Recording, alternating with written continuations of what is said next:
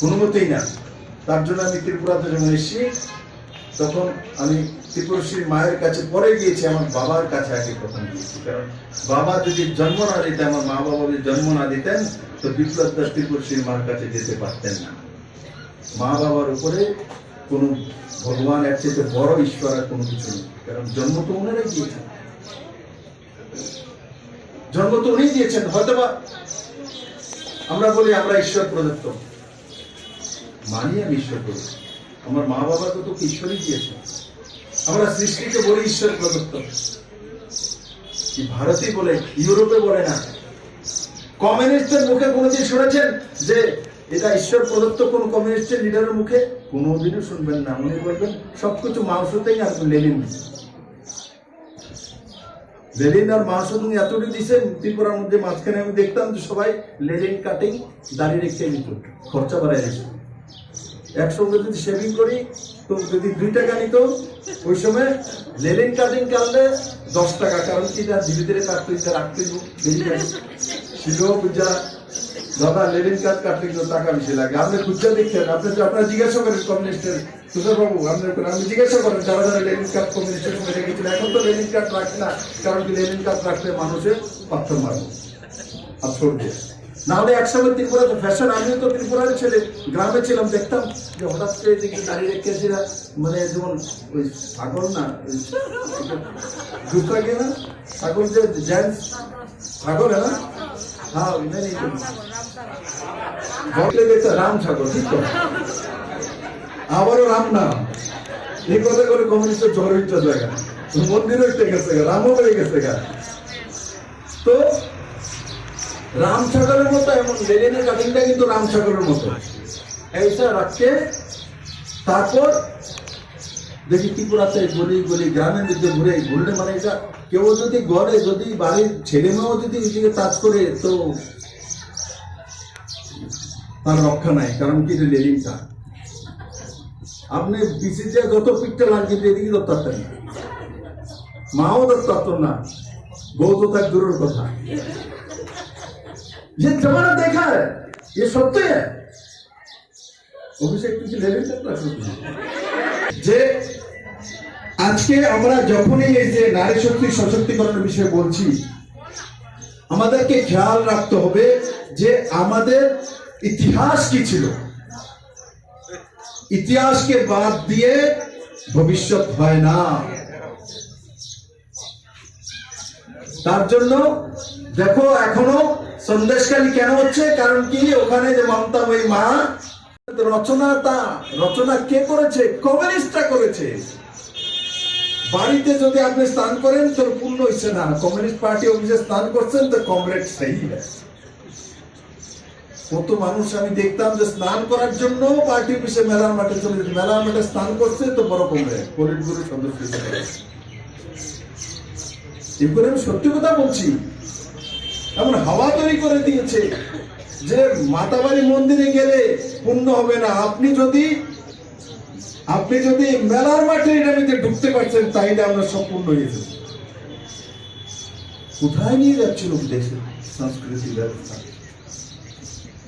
কোথায় নিয়ে যাচ্ছিল ভারতবর্ষের কৃষ্টির সংস্কৃতি, মায়েদের ইজ্জত সম্মান?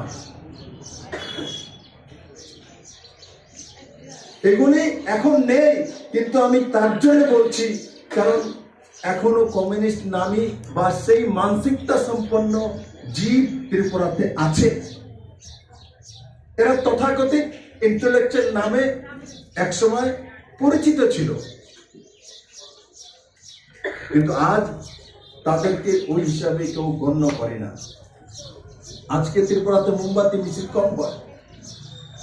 আগে তো কোথায় কোথায় মোমবাতি নিয়ে বেরিয়ে যেতেন, তখন দেখতাম যে ইন্টেলেকচুয়াল রাই মোমবাতি নিয়ে বেরোয় ত্রিপুরাতে। কোন ইন্টেলেকচুয়াল? এইসব কমিউনিস্টের কুকর্মের দল। আমি ব্যক্তিগতভাবে কোন কমিউনিস্ট নেতা বা কমিউনিস্ট পন্থীর বিরোধী নই। আমি যে কথাগুলি এখন আপনাদের সামনে তুলে ধরলাম, আপনারা একবার নিজে আয়নার সামনে দাঁড়িয়ে একবার চিন্তা করে দেখবেন যে বিপ্লব দেব ঠিক বলেছে কিনা, মিথ্যা বলেছেন, সত্যি বলেছে, প্র্যাকটিক্যাল বলছে না আনপ্র্যাকটিক্যাল বলছে। আমাদের যে নিউ জেনারেশন এরা জানে না যে 25 বছর 30 বছর আগে কি হয়েছে, কারণ 18 বছর 21 বছর এখন ভোটার হয়েছে। সে বিজেপি সরকার দেখেছে 2018 থেকে, বিপ্লব দেবকে মুখ্যমন্ত্রী দেখেছে, মানিক সাহাকে মুখ্যমন্ত্রী দেখছে। আজকের দিনে 18 বছরের যে ভোটার, নিউ ভোটার হয়েছে, কোন মহিলা হোক আর কোন ছেলে হোক, সে কতটা খেয়াল রাখবে? কি জানবে 10 বছরের ছেলে, 11 বছরের ছেলে, 12 বছরের ছেলে? তো বাল্যকাল, ও খেলার সময়, স্কুল যাওয়ার সময়, বাল্যকালে কে খেয়াল রাখবে? যে 12-13 বছরের ছিল সেই তো 18 বছর নিউ ভোটার হয়েছে। তো তাকে বলার এবং এগুলো আলোচনা করার দায়িত্ব আপনাদের। মনে রাখবেন, আমাদের ভুলের কারণে আমাদের ছেলে মেয়ে আমাদের সমাজ ব্যবস্থা সম্বন্ধে জানে না। তখন কোনো কিছু যদি করে তখন বলে, আরে আমি তো এমন আসতাম না, আমার বাড়ি ঘরে আমার। বন্ধুরা, এই রাজ্যে যখন 2018-তে ভারতীয় জনতা পার্টি সরকার মাননীয় প্রধানমন্ত্রীজির আশীর্বাদে পথ চলা শুরু করে, তখন ত্রিপুরাতে 6 থেকে 7,000 সেলফ হেল্প গ্রুপ ছিল। দীর্ঘদিন আমি দিল্লিতে ছিলাম, আমার খেয়াল আছে কোন একজন সাংবাদিক দিল্লিতে আমাকে বলেছে যে ত্রিপুরা ভ্রমণে ত্রিপুরা সেলফ হেল্প গ্রুপ মহিলাদের সঙ্গে সাক্ষাৎ হয়েছে। বড় মাত্রায় সেলফ হেল্প গ্রুপ, আর সেটা কমিউনিটির কারণে হয়েছে। They are very intellectual, because of that Tripura going on মহিলা সশক্তিকরণ। বড় ইংলিশ পত্রিকার সাংবাদিক, ইংলিশই বলে, চলো আমিও বোঝার চেষ্টা করেছি। আমার মধ্যে কিউরিওসিটি ছিল, হ্যাঁ কমিউনিস্টরা তো একটা কাজ তো করেছে, মহিলাদের তো নিয়েছে। যখন এত বড় পত্রিকার বলছে তো সঠিক, আমার কাছে কোনো তথ্য ছিল না, কারণ ওই সময় আমি রাজনীতিতে সক্রিয় ছিলাম না। তার জন্য এইসব টাকা আমার কাছে থাকবে স্বাভাবিক না।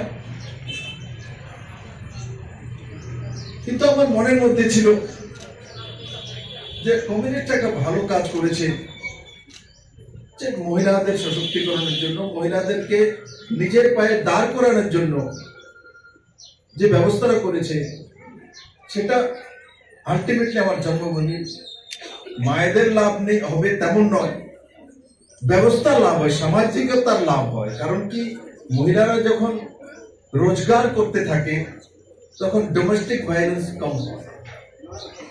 আমরা অনেক সময় বলি, আরে দেখো ওই বাড়ির মধ্যে ঝগড়া চলছে, এই মেয়েটাকে বউটাকে মারধর করে বের করে দিচ্ছে, এটার সঙ্গে আর্থিক সম্পর্ক রয়েছে। ম্যাক্সিমাম যে ডোমেস্টিক ভায়োলেন্সের কেস আসে, তাকে এটাই বলা হয়, বাপের বাড়ি থেকে এটা নিয়ে আসো, তুমি তো কোনো কিছু করো না, বসে বসে খাও, রান্না ঠিকভাবে করতে পারো না, আজকে লবণ বেশি দিয়ে দিয়েছো, কালকে লঙ্কা বেশি দিয়ে দিয়েছো, তোমার মা কি দিয়ে শিখাইছে, কত কিছু শুনতে হবে। কথাগুলি সত্যি, এখানে যারা মহিলারা আছে অনেকে শুনেছে, আমার মাও শুনেছে। আমার মা আমাকে বলতো না,